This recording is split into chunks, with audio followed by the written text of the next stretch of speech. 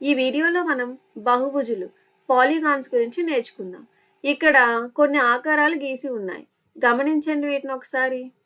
ఎడం వైపు ఉన్న పటాలు మనం బహుభుజులు అని పిలిచే వర్గానికి చెందుతాయి.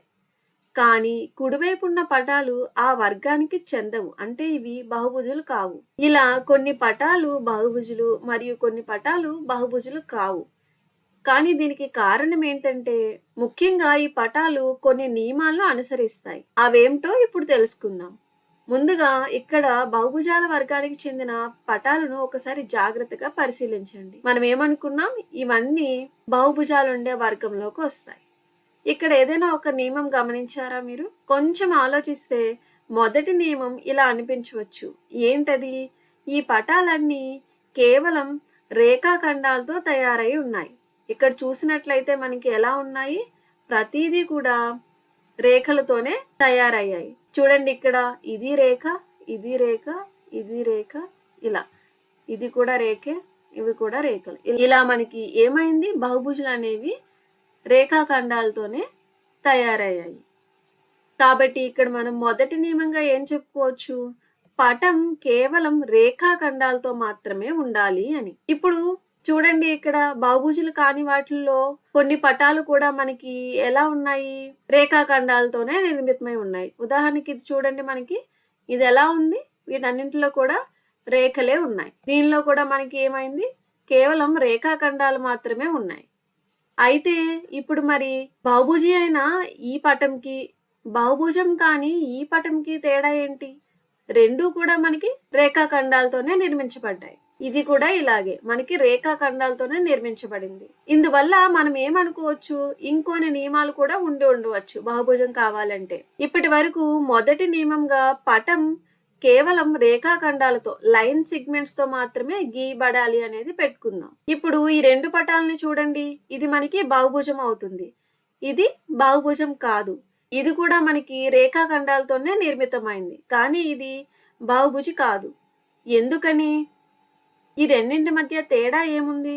ఈ పటం చూసినట్లయితే ఇది ఒక వివృత వక్రం, తెరిచి ఉన్న వక్రం, ఓపెన్ కర్వ్. కానీ ఇక్కడ చూసినట్లయితే ఇది ఒక సంవృత వక్రం, మూసి ఉన్న వక్రం, క్లోజ్డ్ కర్వ్. ఇక్కడ గమనించాల్సిన విషయం ఏంటంటే ఈ బహుభుజులన్నీ ఎలా ఉన్నాయి, సంవృత వక్రాలు. చూడండి, ఇది కూడా సంవృత వక్రం, ఇది కూడా మూసి ఉన్న ఆకారమే, ఇది కూడా మూసి ఉన్న ఆకారం. అంటే వీటికి లోపలి ప్రాంతము బయట ప్రాంతము రెండూ ఉంటాయి. కానీ ఇక్కడ చూసినట్లయితే మనకి ఏముంది, ఇది తెరిచి ఉన్న ఆకారం, అంటే ఏంటిది, వివృత వక్రం. బహుభుజులన్నింటికి ఏముంటుంది, మనకి లోపల ప్రాంతము అలాగే బయట ప్రాంతము ఉంటుంది. ఏముంటుంది మనకి, లోపలి ప్రాంతము అంటే అంతర్భాగము, ఇంటీరియర్ ఆఫ్ ది ఫిగర్, అలాగే బాహ్య భాగము, ఎక్స్టీరియర్ ఉంటుంది. ఈ వివృత వక్రం చూసినట్లయితే ఇది మనకి కలపబడలేదు కాబట్టి లోపలి భాగం అనేది లేదు, కేవలం బయట భాగం మాత్రమే ఉంది. అందువల్ల మనం రెండో నియమంగా ఏం చెప్పుకోవచ్చు, పటం తప్పనిసరిగా సంవృత వక్రం కావాలి అని, క్లోజ్డ్ కర్వ్. ఇప్పుడు ఈ రెండు నియమాలని కలిపి చూద్దాం. ఒక పటం సంవృతంగా ఉండి కేవలం రేఖాఖండాలతో మాత్రమే ఉంటే దాన్ని మనం బహుభుజం అని చెప్పుకోవచ్చు. కానీ ఇక్కడ చూసినట్లయితే ఈ వక్రము రేఖాఖండాలతో నిర్మితమైనా సరే ఇది వివృత వక్రం కాబట్టి ఇది మనకి బహుభుజం కాదు. ఇప్పుడు గమనించండి, వృత్తం ఉంది, ఈ వృత్తం అనేది మనకి ఏమవుతుంది, సంవృత వక్రం. కానీ ఇది బహుభుజి కాదు. ఎందుకని? ఈ ఒక్క నియమం ఉంటే మనకి సరిపోదు, ఇంకొక నియమం మనం ముందుగా చూసింది ఏంటి, అది ఖచ్చితంగా రేఖాఖండాలతో నిర్మించబడాలి. ఇక్కడ వృత్తం అనేది రేఖాఖండాలతో నిర్మించబడలేదు కాబట్టి వృత్తం కూడా మనకి బహుభుజి కాదు. ఇప్పుడు ఈ రెండు నియమాలను కలిపి చూసేద్దాం. పటం సంవృత వక్రం కావాలి మరియు కేవలం రేఖాఖండాలతో మాత్రమే నిర్మించబడాలి. ఈ పటాలు ఈ రెండు నియమాలను పాటిస్తున్నాయి. ఇవి సరళ రేఖలతోనూ ఉన్నాయి మరియు సంవృత వక్రాలై ఉన్నాయి. చూడండి, ఇవి కూడా అంతే, సంవృత పటాలు మరియు సరళ రేఖలతో ఉన్నాయి కాబట్టి ఇవన్నీ మనకి బహుభుజులు అవుతాయి. కానీ ఇంకొంచెం లోతుగా ఆలోచించి చూద్దాం. ఇప్పుడు బహుభుజి కాని ఈ పటం చూడండి, ఇది మనకి సరళ రేఖలతోనే నిర్మించబడింది. అలాగే మనకి ఇది సంవృత వక్రం కూడా. అంటే ఇది మూసి ఉన్న వక్రం.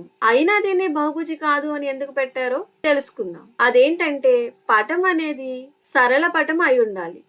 అంటే ఏ మూల బిందువు తీసుకున్నా సరే మనకి అక్కడి నుండి గరిష్టంగా 2 రేఖాఖండాలు మాత్రమే ఉండాలి. కానీ ఇక్కడ చూసినట్లయితే మనకి ఎన్ని ఉన్నాయి? 3 రేఖాఖండాలు ఉన్నాయి. ఇలా 3 లేక అంతకంటే ఎక్కువ ఉంటే ఏమవుతుంది? అది సరళ పటం కాదు. ఈ పటంలో కూడా మనకి ఈ బిందువుని తీసుకున్నట్లయితే ఇక్కడ ఎన్ని రేఖాఖండాలు ఉన్నాయి? 3 వైపులు ఉన్నాయి. ఇలా 3 లేదా అంతకంటే ఎక్కువ మాత్రం ఉండకూడదు. ఇలా ఉండటం ఏమవుతుంది? అది సరళ పటం కాదు. సరళ పటం కాకపోతే అది బహుభుజి కూడా కాదు. ఇక్కడ మనకిచ్చిన బహుభుజుల్లో చూడండి, ఏ పటం తీసుకున్నా సరే మనకి 2 రేఖలు మాత్రమే ఉంటున్నాయి. అంతకన్నా ఎక్కువ లేవు. ఎందుకంటే ఇవి సంవృత వక్రాలు. అందువల్ల ఇవి ఒకే అంతర ప్రాంతాన్ని కలిగి ఉంటాయి. ఈ విధంగా 2 అంతర ప్రాంతాలు మనకి ఉండవు. ఈ పటాలన్నీ ఏంటి? మనకి సరళ పటాలు. అందువల్ల మనం ఏం చెప్పుకోవచ్చు? పటం సరళ పటం, సింపుల్ ఫిగర్ అయి ఉండాలి. ఇప్పుడు మనకి స్పష్టంగా అర్థమైంది ఏంటి? ఏదైనా ఒక పటం ఈ 3 నియమాలను పాటిస్తే, అంటే అది కేవలం రేఖాఖండాలతో నిర్మించబడి సంవృత వక్రం అయ్యుండి సరళ పటం అయ్యుంటే అప్పుడు మాత్రమే అది బహుభుజి అవుతుంది. మనం ఏం నేర్చుకున్నాం? అన్ని మూసి ఉన్న ఆకారాలు బహుభుజులు కావు.